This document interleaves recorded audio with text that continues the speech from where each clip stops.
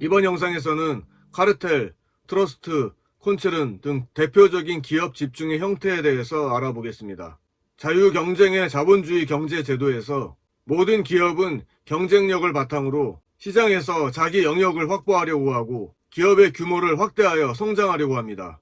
이에 따라 기업의 경쟁은 갈수록 더욱 격화되고 생산과 공급 과잉으로 가격의 하락이나 이윤 감소를 가져오게 됩니다. 과거 대량 생산 시대에는 공급이 수요보다 적어 생산자로서 소비자의 수요나 욕구를 크게 고민하지 않아도 됐지만 점점 시대가 변해 공급이 수요보다 많아졌고 소비자의 욕구 역시 매우 다양해지면서 기업은 소비자와 시장의 변화를 실시간으로 관찰하고 즉각적으로 대응할 필요가 생긴 것입니다. 치열한 경쟁이 장기간 지속되면 경쟁 관계에 있는 모든 기업들은 경영에 어려움을 겪게 됩니다. 기업들은 이를 방지하기 위해 상호 협정을 통해 과당 경쟁의 폐해를 줄이고자 노력하게 되었고, 더 나아가 자본적인 결합으로서 기업과 시장의 안정을 꾀하려고 하는 현상이 나타나게 되었습니다. 이러한 현상을 기업 집중이라고 합니다. 예를 들어 어떤 치킨집이 경쟁자가 없는 동네에서 사업을 하던 중에 가까운 곳에 또 다른 치킨집이 생기게 되었습니다.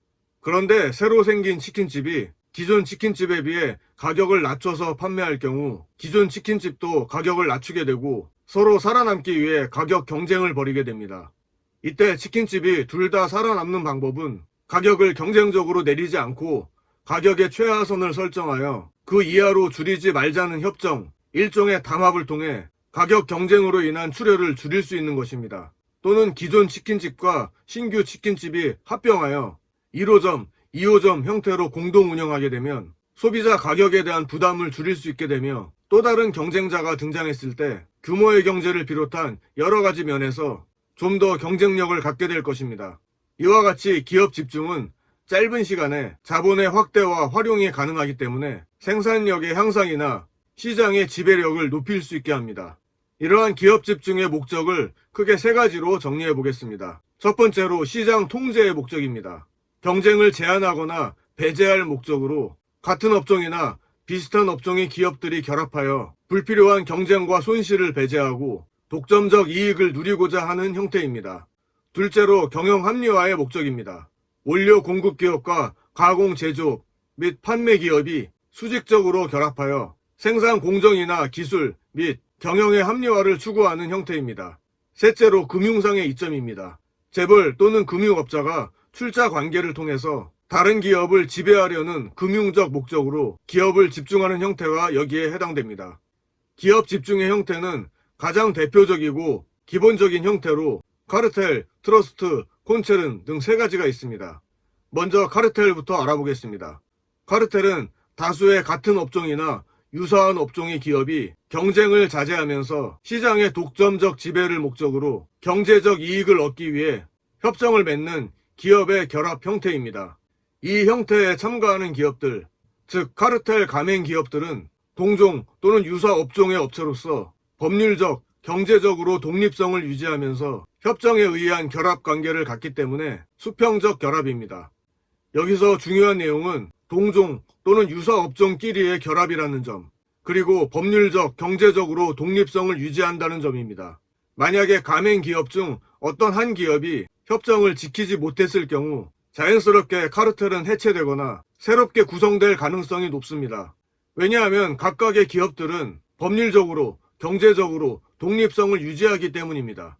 그래서 이러한 성격의 협정을 신사협정이라고 합니다.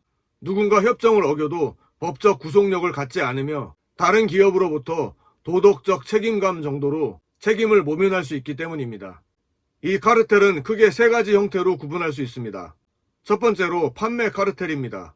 판매 카르텔이란 판매나 유통 단계에서 지나친 경쟁을 제한하기 위해 동종 업종 또는 유사 부문의 기업들이 협정을 맺는 수평적 기업 결합입니다. 판매 카르텔은 가격 카르텔, 수량 카르텔, 지역 카르텔 등의 형태가 있습니다.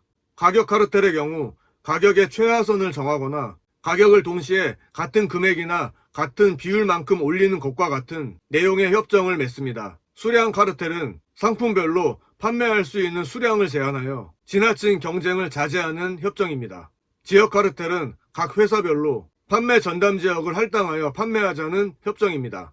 두 번째로 구매 카르텔입니다. 구매 과정에서 시장 통제를 목적으로 이루어지는 형태입니다. 주로 원료나 투인 요소들이 현저하게 부족하거나 희소성이 있어 이들 제어의 구매가 곤란하거나 매우 치열한 구매 행위가 이루어지는 경우에 협정하는 카르텔입니다.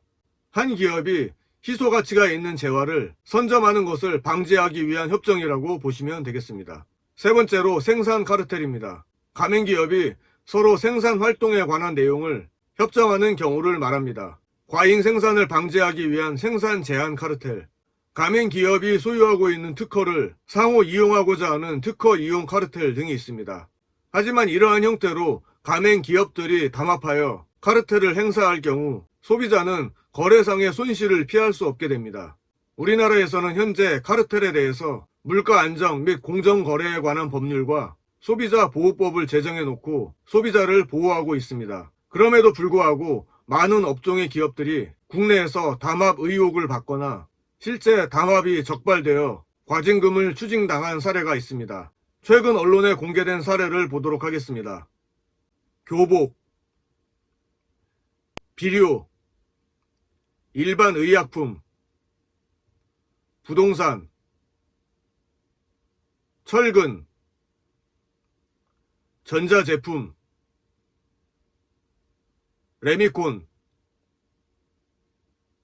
물류업체, 보험사와 의사의 카르텔도 의심되고 있다는 기사입니다.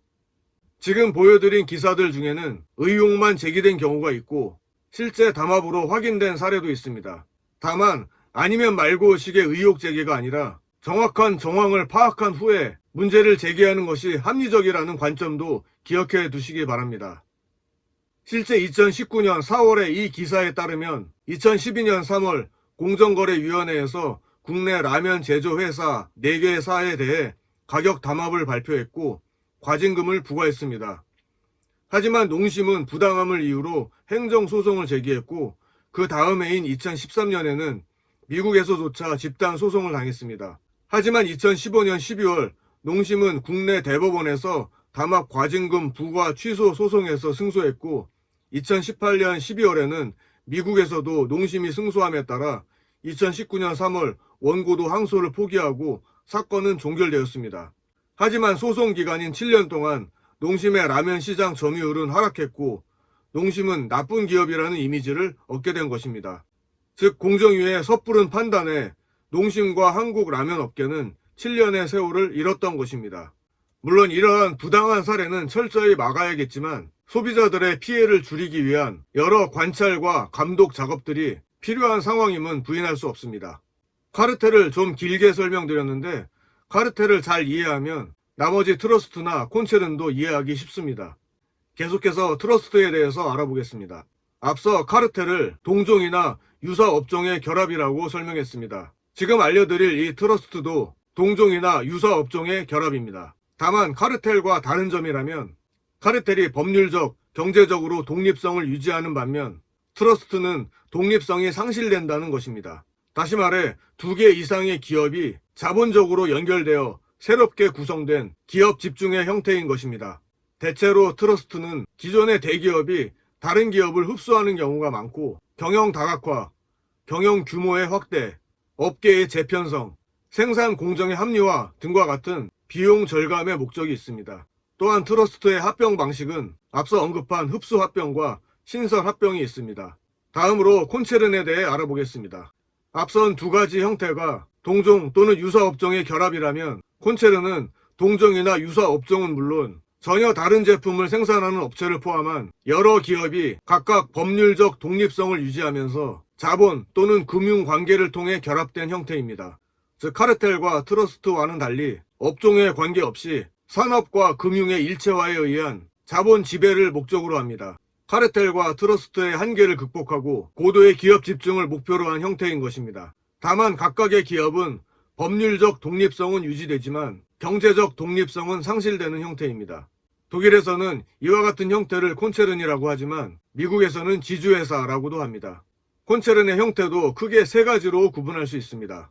먼저 생산형 수직적 콘체른입니다. 생산 과정의 전후 관계에 있는 이종 기업의 수직적 결합으로서 생산의 합리화와 생산비의 절약을 통하여 이윤의 증대를 실현하는 것입니다.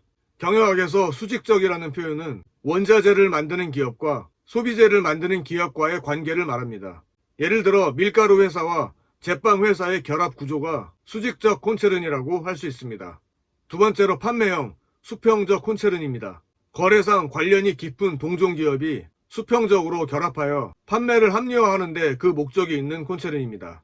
판매망의 확보 또는 거래상의 연락관계를 통하여 영업비를 절약하고 시장을 지배하려는 기업 결합입니다.